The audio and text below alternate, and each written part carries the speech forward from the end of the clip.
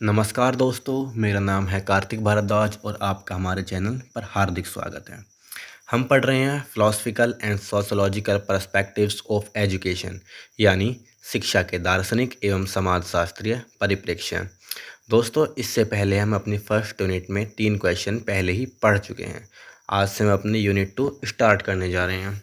अगर आपको हमारी ये वीडियो पसंद आती है तो इस वीडियो को लाइक, शेयर और सब्सक्राइब ज़रूर करें और बेल आइकन को प्रेस कर दें, जिससे आपको हमारी आने वाली वीडियोस के बारे में पता चल सके।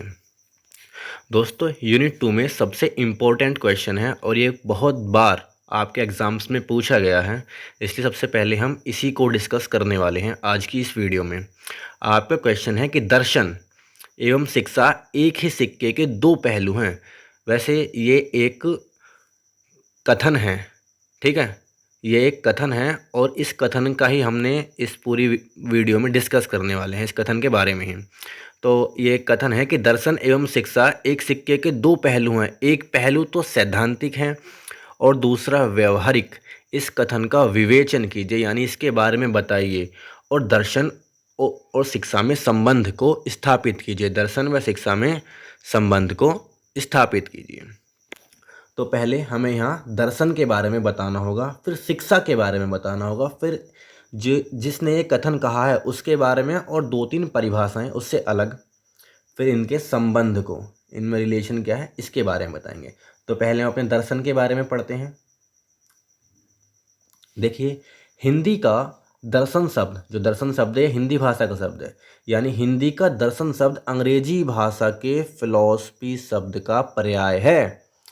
और अंग्रेजी भाषा के इस फिलॉसफी शब्द की जो उत्पत्ति हुई है, अंग्रेजी भाषा के इस फिलॉसफी शब्द की उत्पत्ति ग्रीक भाषा के 2 शब्दों फिलॉस तथा सोफिया से हुई है। इसमें शब्द फिलॉस का अर्थ है प्रेम या अनुराग। शब्द फिलॉस का अर्थ है प्रेम या अनुराग तथा सोफिया का अर्थ है विद्या या धन। इस प्रकार हमारे फिलॉसफी शब्द का अर्थ क्या हो जाता है? ज्ञान के प्रति प्रेम, यानी ज्ञान तो हमने यहाँ से ले लिया और प्रेम हमने यहाँ से ले लिया, तो हमारे फिलॉसफी शब्द का अर्थ क्या हो गया? ज्ञान के प्रति प्रेम। फिलॉसफी शब्द की व्युत्पत्ति के आधार पर, अब देखिए यहाँ दर्शन के बारे में हम बताएंगे।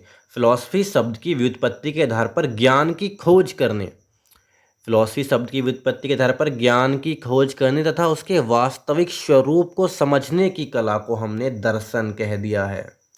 इस प्रकार दर्शन तथा फिलॉसफी शब्द एक दूसरे के पर्याय हैं, ये सेम हैं एक दूसरे से, तथा उनमें प्रमुख अंतर केवल और केवल भाषा का है। यानी दर्शन तो आपका हिंदी भाषा का शब्द है और फिलॉसफी अंग्रेजी भाषा का शब्द है, इन दोनों में केवल और केवल इतना अंतर है। इसके बाद, क्योंकि क्वेश्चन में हमसे दर्शन और शिक्षा के बारे में जिक्र कहा है, तो पहले हम दर्शन के बारे में लिखेंगे, फिर हम लिखेंगे शिक्षा के बारे में। शिक्षा के बारे में हम आपको पहले भी पढ़ा चुके हैं। अगर आपने अभी नहीं पढ़ा है अभी तक, तो हमारी पहले की वीडियोज़ को ज़रूर देखें। शिक्षा, शिक्षा शब्द संस्कृत के शिक्ष धातु से बना है, जिसका अर्थ है सीखना। शिक्ष शब्द का ही तद्भव रूप सीख है, जिसका अर्थ है उपदेश देना या सिखाना। अतः शिक्षा का अर्थ हम दोनों ही रूपों में प्रयोग कर सकते हैं, सीखना एवं सिखाना। शिक्षा का अंग्रेजी अर्थ है हमारा एजुकेशन। अब ये एजुकेशन लैटिन भाषा के एजुकेटम शब्द से निकला है। यह एजुकेटम शब्द 2 शब्दों से मिलकर बना है, पहला ई और दूसरा ड्यूको। ई का अर्थ है भीतर से और ड्यूको का अर्थ है बाहर निकालना अथवा आगे बढ़ाना। इस प्रकार एजुकेशन व शिक्षा आंतरिक शक्तियों को बाहर निकालने की एक प्रक्रिया है। अब हमने शिक्षा और दर्शन दोनों के बारे में बता दिया। अब हम अपनी परिभाषा बताएंगे, और जो सबसे नंबर 1 की परिभाषा है ना, ये J.S. रॉस की, ये सबसे इम्पोर्टेंट है। इसमें इसी के अकॉर्डिंग आपने अभी ऊपर क्वेश्चन पढ़ा होगा, जो आपने क्वेश्चन पढ़ा कि दर्शन एवं शिक्षा एक ही सिक्के के 2 पहलू हैं, एक पहलू सिद्धांतिक है, ये इसी डेफिनेशन के अकॉर्डिंग निकला है। तो परिभाषा, पहले हमारी परिभाषा है J.S. रॉस के अनुसार। J.S. रॉस के कथन के अनुसार दर्शन एवं शिक्षा एक ही सिक्के के 2 पहलू हैं, एक पहलू सैद्धांतिक है और दूसरा व्यवहारिक। अभी इसके हम प्रूफ भी करेंगे, नीचे बताएंगे कैसे कैसे ये है। देखिए, जैसे आपने देखा सिक्का होता है, सिक्के के 2 पक्ष होते हैं, हेड या टेल। ऐसे ही हमारा सिक्का तो पूरा एक है संपूर्ण, उसके 2 पक्ष हैं, हेड और टेल। ऐसे ही हमारी जो दर्शन है वो एक ही सिक्के के 2 पहलू हैं। पहला हमारा सैद्धांतिक है, मतलब प्रूव्ड है, और दूसरा व्यवहारिक है, इसे हम जनरल लाइफ में प्रयोग करते हैं। यहाँ दूसरा पॉइंट है हमारा जेंटाइल महोदय के अनुसार। जेंटाइल महोदय के अनुसार शिक्षा दर्शन के बिना अपंग बन जाती है तथा दर्शन की सहायता के अभाव में शिक्षा सही मार्ग पर नहीं चल सकती। मतलब ये शिक्षा और दर्शन एक दूसरे पर आश्रित हैं। दर्शन के बिना शिक्षा अधूरी है और शिक्षा के बिना दर्शन अधूरा है। दोनों एक दूसरे के बिना अपंग हैं, नहीं चल सकती। थर्ड पॉइंट, सुकरात के अनुसार जो ज्ञान की प्यास रखते हैं वह दार्शनिक हैं। सुकरात के अनुसार, माफ़ कीजिएगा स्क्रीन की वजह से हो गया। सुकरात के अनुसार जो ज्ञान की प्यास रखते हैं वह दार्शनिक हैं। फोर्थ पॉइंट, प्लेटो के अनुसार पदार्थों के सनातन स्वरूप का ज्ञान प्राप्त करना ही दर्शन है। प्लेटो ने एक बहुत ही अच्छी परिभाषा दी है कि पदार्थों के सनातन, यहाँ सनातन शब्द से हमारा अभिप्राय है ब्रह्म। जैसे हमने कल एक अपने पॉइंट में पढ़ा था, ब्रह्म या ईश्वरीय स्वरूप का ज्ञान प्राप्त करना ही दर्शन है। पदार्थों के ईश्वरीय स्वरूप का ज्ञान प्राप्त करना ही दर्शन है। इसके बाद दर्शन और शिक्षा में संबंध। अभी हमने अपनी डेफिनेशन में पढ़ा था ऊपर क्वेश्चन में कि जे.एस. रॉस के अनुसार दर्शन एवं शिक्षा एक ही सिक्के के दो पहलू हैं। एक पहलू सैद्धांतिक है और दूसरा व्यवहारिक। इस कथन से स्पष्ट है कि जिस प्रकार हम शिक्षा के दोनों पक्षों को अलग अलग नहीं कर सकते, उसी प्रकार दर्शन और शिक्षा के प्रभाव को भी, यहाँ शिक्षा नहीं आएगा, यहाँ सिक्का आएगा। शिक्षा की जगह यहाँ आप सिक्का कर लीजिएगा, यहाँ सिक्का आ जाएगा आपका। सिक्के के दोनों पक्षों को हम अलग अलग नहीं कर सकते, उसी प्रकार दर्शन और शिक्षा के प्रभाव को भी एक दूसरे से अलग नहीं किया जा सकता है। दोनों एक दूसरे पर आश्रित हैं।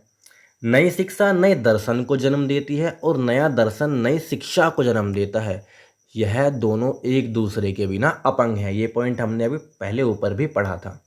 अब इन दोनों के बीच के संबंध को हम कुछ पॉइंट बनाकर समझ सकते हैं। हम पहले पॉइंट बनाएंगे, पॉइंट बनाने के बाद हम लिखेंगे। देखिए, आपको आपके एग्जाम में पॉइंट बनाकर ही लिखना है।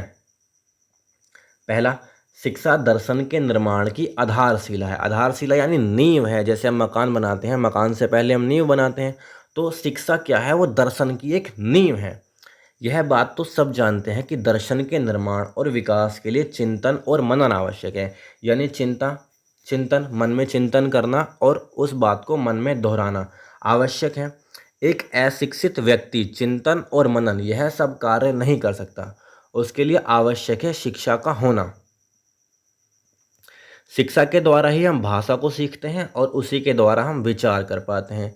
इस कारण हम कह सकते हैं कि शिक्षा दर्शन के निर्माण की आधारशिला है। देखिए, हम शिक्षा के माध्यम से ही दर्शन के बारे में ठीक से समझ सकते हैं, इसकी व्याख्या कर सकते हैं। इसलिए हम कहते हैं कि शिक्षा जो है वो दर्शन के निर्माण की आधारशिला है। दूसरा पॉइंट है, शिक्षा दर्शन को जीवित रखती है। देखिए, दार्शनिक जो थे वो सृष्टि, आत्मा, परमात्मा, दार्शनिक सृष्टि, आत्मा, परमात्मा, जीव, जड़ और जन्म तथा मृत्यु आदि की व्याख्या करते हैं। दार्शनिक द्वारा इन सभी सिद्धांतों एवं विचारों का प्रभाव शिक्षा के माध्यम से ही लोगों तक पहुंचता है। मतलब दार्शनिक जो आत्मा, परमात्मा, सृष्टि के बारे में सब कुछ बताते हैं, यह हमारी शिक्षा के द्वारा ही हमारे आने वाली पीढ़ी, यानी हमसे बाद में जो आएंगे या हमसे पहले जो थे, हम तक जो उनकी बातें आई हैं, वो सब कुछ शिक्षा के माध्यम से ही आई हैं। इस प्रकार शिक्षा ही एकमात्र ऐसा माध्यम है जो दर्शन को जीवित रखती है। थर्ड पॉइंट है, शिक्षा दर्शन को गतिशील रखती है। शिक्षा के माध्यम से निरीक्षण और चिंतन का विकास होता है और हम जीवन की कठिन समस्याओं पर विचार और मनन के द्वारा उनका हल दार्शनिकों के द्वारा ढूंढा जाता है। इन सभी परिणामों का, जो भी परिणाम निकल के आते हैं, उनका प्रसार शिक्षा के माध्यम से ही होता है। इस प्रकार शिक्षा दर्शन को गतिशील रखती है। मतलब दर्शन की गत्यता को शिक्षा के द्वारा ही बनाकर रखा जाता है। फोर्थ पॉइंट है, शिक्षा एवं दर्शन लक्ष्य प्राप्ति का साधन है। यानी शिक्षा एवं दर्शन जो है एक दूसरे पर आश्रित हैं, यानी एक दूसरे से संबंधित हैं तथा इनके मार्ग पर चलकर मनुष्य को लक्ष्य की प्राप्ति होती है। इसलिए हम कह सकते हैं कि शिक्षा एवं दर्शन लक्ष्य प्राप्ति का साधन है। इसी के साथ हमारी ये वीडियो यहीं ख़त्म होती है। दोस्तों, अगर हमारे वीडियो आपको पसंद आती है तो हमारे चैनल को लाइक, शेयर और सब्सक्राइब ज़रूर करें और बेल आइकन को भी ज़रूर प्रेस कर दें। धन्यवाद।